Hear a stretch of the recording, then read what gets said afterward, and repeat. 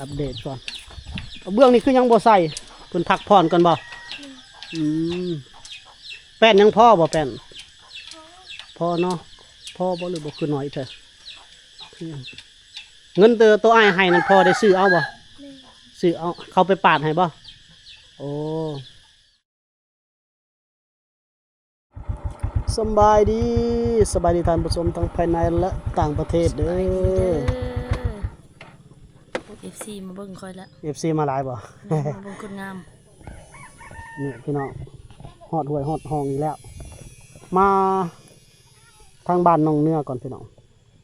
เพื่อนประเทศฮอดไซด์แล้วเนาะบ้านเพิ่นเนาะโอ้น้ำคือสิขึ้นหน่อยหนึงบ่ คือเก่าแล้ว ไปมาเบิ่งอัปเดตเบิ่งส่วนหนึ่งเขามอบเงินให้เราไปสั่งแป้นเลยเนาะแป้นฟ้าเด้ จับสิได้ไม่ได้คือสิบ่ได้ดอกไปรุ่นกันนี่น่ะ นำกันไปเลยบ่จับนี่เลยบ่ลุยน้ำเลยบ่ อ้าวเจ้าว่าเจ้าสิลงย่างบ่ บ่ เขาเจ้าให้แอด3อยู่ที่นี่น่ะโอ้ดินเพ่งเลย เรื่องฝนตกใส่มันแกบบ่อันนี้เฮ้ยทำไมยางนี่ลุกแล้วค่อยให้ไปยางตลอดอยากจะบ่นทำไมครับนี่บนนี้คือ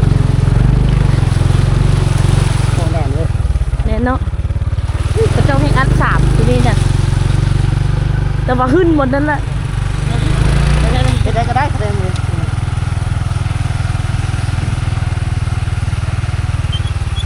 สิขึ้นได้เนาะ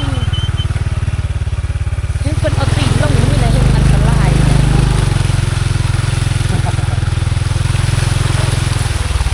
ขึ้นทางเรือทางเรือเลยบ่เอาขึ้นกันแล้วกันขึ้นกันอีกได้ทางไหนทางนี้นี่โอ้ย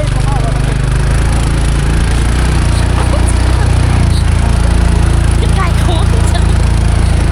เรียกบ่บอกว่าไปทางใดเขาขึ้นทางใดก็ได้เยอะแค่หอดแล้วมาแน่ยับมาแน่ยับเข้ามาแน่สบายดีน้องเนื้อโอ้สวยงามแท้เนาะ มื้อนี้พา FC มาหาน้องเนื้อแล้วก็เดี๋ยวสิมาอัปเดตเฮือนเพิ่นก่อนพี่น้องหลังจากที่เฮามอบงบให้ซื้อแป้นซื้อนะมายับมาพี่บัดนี้ยับมาสิเบิ่งเฮือนก่อนเดี๋ยวพี่น้องเดี๋ยวบ่จอยเปิดกล้องโอ้เข้าฟ้าแล้วพี่น้องเข้าฟ้าเบื้องนี้แล้ว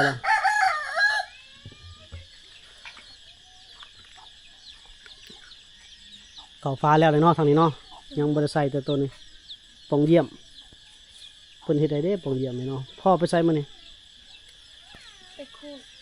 ลูกแคมไปขุดลูกแคมเอาสิเอาไปปลูกบ่โอ้เพิ่นนอกแคมนะพี่น้องแล้วเขาเจ้าจะนำไปปลูกพี่น้องโอ้สวยได้มื้อนี้เด้อ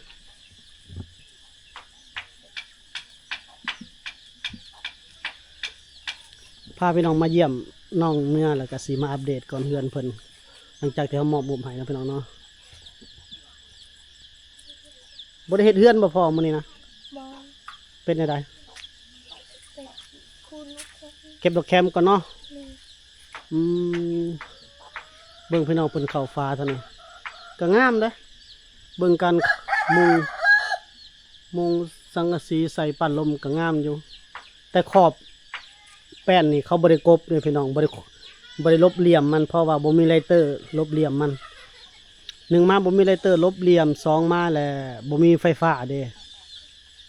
ถือว่าเฮ็ดออกมาได้สำนี้ก็ถือว่าโอเคแล้วพี่น้องถ้าได้กบแป้นลบเหลี่ยมมันมีไลเตอร์แลนขอบแลนหยังเขาเนี่ยโอ้สวย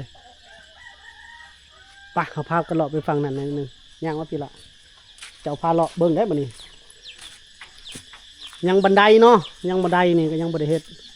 โอ้มีลูกติ่งอยู่ได้พี่น้องเอ้ยนี่ด้านนี้จ้ะนี่ประตูเข้ากว้างเติบพี่น้องน่าจะเป็น1 เมตรหรือ90 เซนไปย่างมาตั้งพี่เจ้าย่างมาตั้งพี่อัปเดตก่อนเบื้องนี้คือยังบ่ใส่เพิ่นพักผ่อนก่อนบ่ อืมแป้นยังพ่อบ่แป้นพ่อเนาะพ่อบ่หรือบ่คือน้อยเถอะเงินตัวอ้ายให้นั่นพ่อได้ซื้อเอาบ่ แม่ ซื้อเอาเขาไปปาดให้บ่โอ้ดีใจเด้อเบื้องนี้บ่ได้ใส่โอ้เบื้องนี้บ่ได้ใส่หน้าต่างเนาะอืมเฮ็ดออกมาได้ดีเติบได้พี่น้องเอ้ยนี่การเข้าเดี๋ยวโอเคแล้วมายังว่าทั้งพี่บัดนี้นี่ด้านนี้มีหน้าต่างพี่น้องโอ้ประมาณนี้ขึ้นมาพี่เลยล่ะระวังเหยียบตะปูได้น้องเนื้อขึ้นมาพี่เลย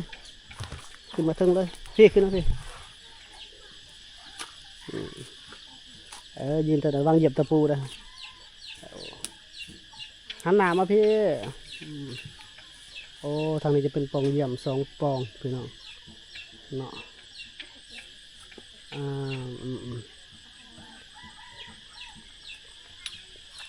พอเรามาได้พบพอเราจะสิลมเรื่องซื้ออยังเติมอีกเนาะพี่น้องก็คือเงินที่เราให้เพิ่นก็น่าไปซื้อแป้นแล้วก็ไปซื้อตะปู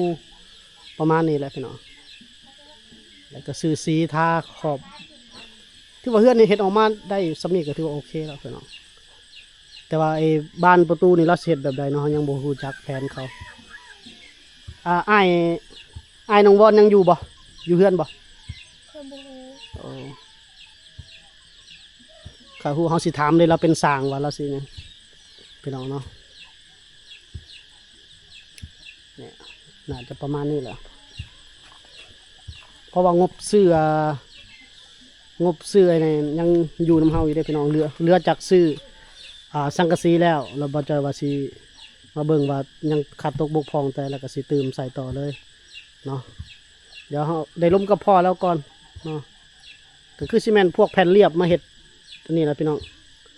เฮ็ดหน้าต่างนี่ก็เฮ็ดปล่องเยี่ยมเฮ็ดประตูนี่นะก็สิซื้อเฮ็ดให้เราเลยบันพับได้ประมาณนี้แหละพี่น้องเนาะแต่ต้องได้คุยกับพ่อเราหรือว่ากับสร้างพุ่นเนาะที่เขาฮู้จักพี่น้องเพราะว่าเขาจะฮู้จักได้ว่ามันต้องใส่บันพับจากโตน็อตบ่พวกแผ่นเรียบบ่คือว่าออกมาเฮ็ดออกมาได้ดีแล้วสวยงามปะน้องเนื้องามแล้วออกมาดีแล้วโอ้ตะปูยังมีอยู่เลยตะปูตอกสังกะสีเลยพี่น้องเขาซื้อให้มันจักโลบุลืมละประมาณ6-7 โลนี่แหละก็น่าจะเรืออยู่ดอก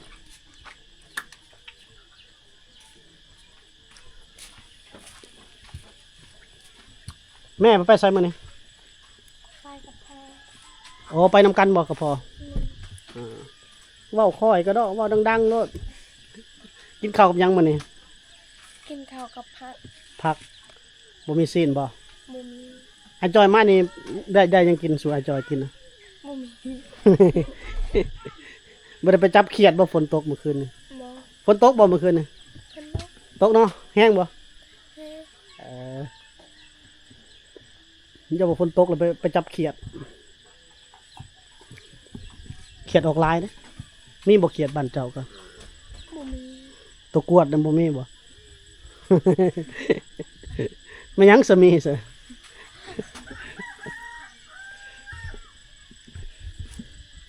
ฝนตกแห้งพี่น้องเมื่อวานนี่ฝนตกนอนม่วนบ่ บ่ม่วน เอาฝนตกก็เย็นแล้วอากาศเย็นบ่ม่วนบ่ บ่ม่วนกับเปียกม่วน เปียกหมด เอาคือเปียกนอนอยู่เฮือนน้องไม้เปียกบ่ นี่ โอ้แสดงว่านอนบ่ค่อยรับบ่ค่อยแจ็บแล้วสิพี่น้องเปียกเบิดแล้วว่ะบ่ได้รับบ่ได้นอนเลยฝนตกเด้เมื่อคืนนี่ฝนตกแห้งเลยพี่น้องเอ้ย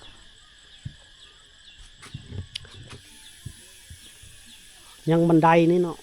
บันไดเพิ่นเฮ็ดได้ว่าบันไดนี่บ่ไม้บันไดโอ้คือสิแม่นตัวนี้แหละพี่น้องไม้ใหญ่ๆนะ2 โตไม้แม่บันไดเด้อแป้นคือเรือบ่หลายปานใดต้องได้ล่มกับพ่อกับเล่าพุ่นพี่น้องหน้างานจังฮู้จัก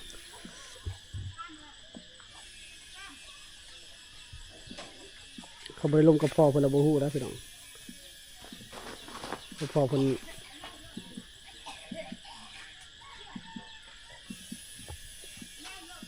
นฮู้หน้างานแม่ก็ไปพ่อก็ไปนั่นก็น้องเนื้อสวยแล้วบ่เขา ยังบ่สิ จะน้องเจะสวยแล้วบ่หรือว่าสุกแล้วบ่ ยัง ยังเนาะงามอยู่สร้างเพิ่นเฮ็ดนี่ก็ได้โอเคอยู่เดี๋ยวถามพ่อแล้วก่อนว่าพ่อเรามาก่อนแต่มื้อนี้บ่ฮู้ว่าสิรอถาพ่อเพิ่นมาจักโมงเพราะว่าค่ำหลายบ่จอยก็เมื่อยันฝนตกค่ำอีกพี่น้องช่วงนี้ระวังแต่ฝนนั่นล่ะฝนพายุฝนน่ะก็ย่านนะพี่น้อง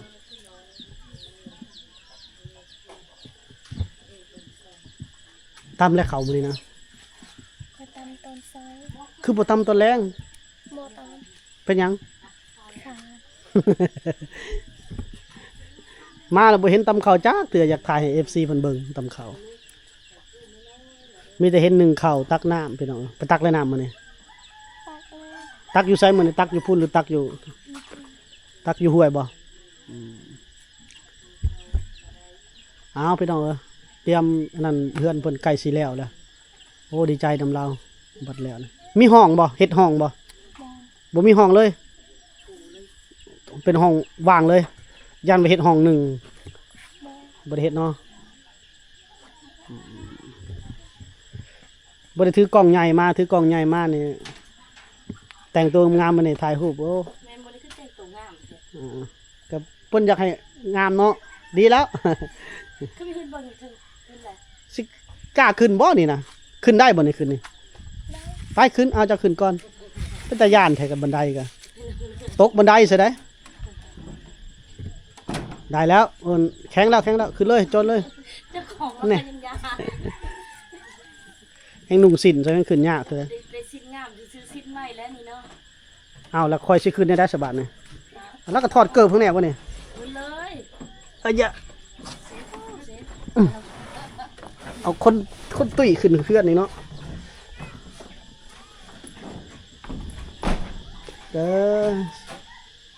มันมีแซกบ่นี่เนาะโอ้ตัวเราขันลายได้ใหม่พี่น้อง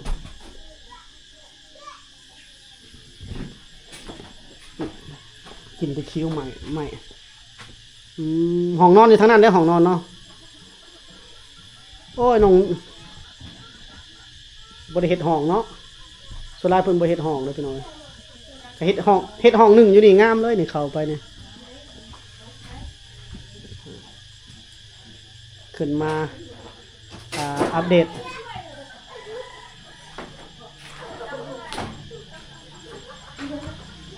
ตกเคลื่อนบ่ เกิบไปเอาคลิปไปทานกำลังคลิปเด้ นี่บอลเพื่อนน้องลาวพี่น้องโอ้ตัวนี้บ่ตัดออกเนาะเลย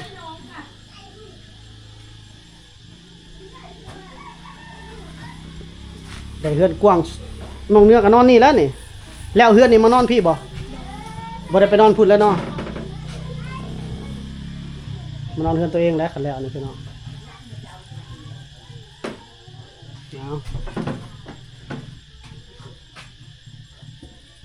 สวยขนาดพี่น้อง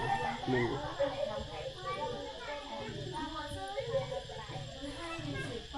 เดี๋ยวถ่ายรูปกันนะคือมุมนี้คือสวย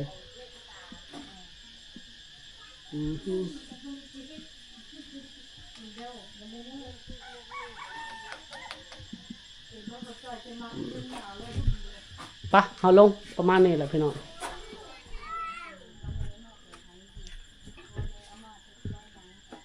มือได้พอสิกลับมาเฮ็ดเฮือนอีก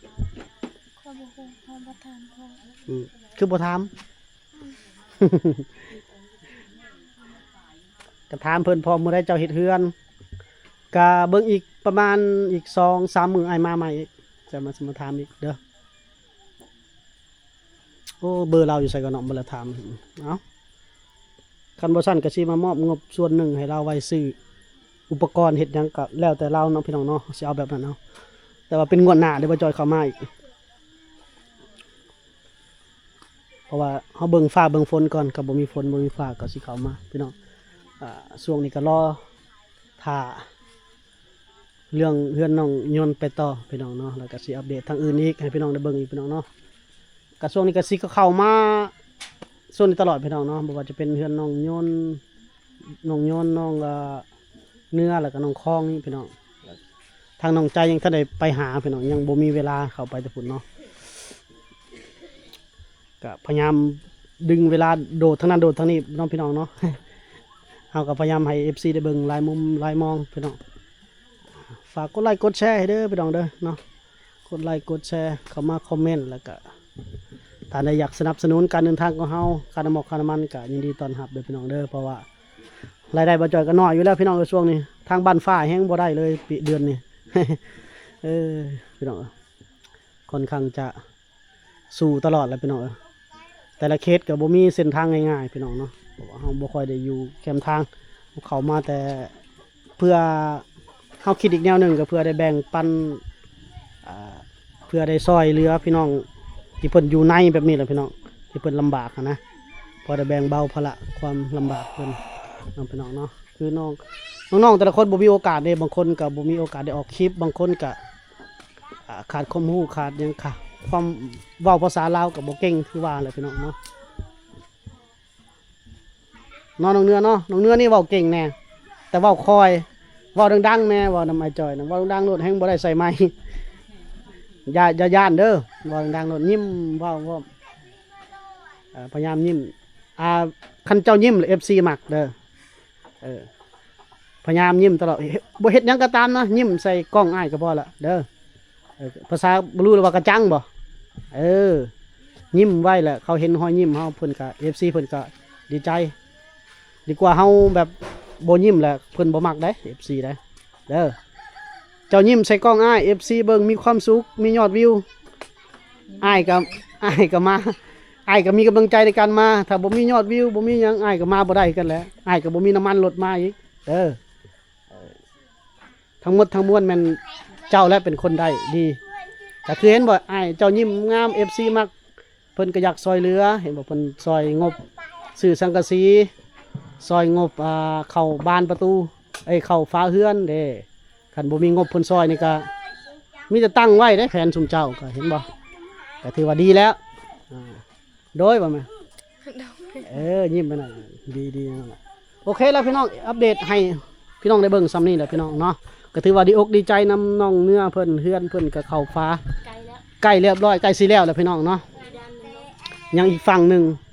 แล้วก็ยังอีกบันไดอีกพี่น้องเนาะแล้วก็พวกบานประตูพวกนี้แหละในได้ก็เดี๋ยวสิมาอัปเดตใหม่แล้วก็โอ้ลมก็พอเพิ่นเติมอีกพี่น้องเนาะถ้าแป้นฟ้านี่ขึ้นน้อยๆอันนี้เฮาเบิ่งคือสิบ่พอหรือว่าแน่นะเนาะคันว่าแม่นเท่านี้คือสิบ่พอเอาจังไดก็ตามเดี๋ยวงวดหน้าเฮามาอัปเดตใหม่พี่น้องเนาะสำหรับคลิปนี้ก็บ่จอยสิได้ขอจบไว้ส่ำนี้เนาะพี่น้องพบกันใหม่ใน EP หน้าสำหรับ EP นี้เฮาขอกล่าวคำว่าสบายดีน้องเนื้อสบายดี สบายดีเด้อ บ๊ายบาย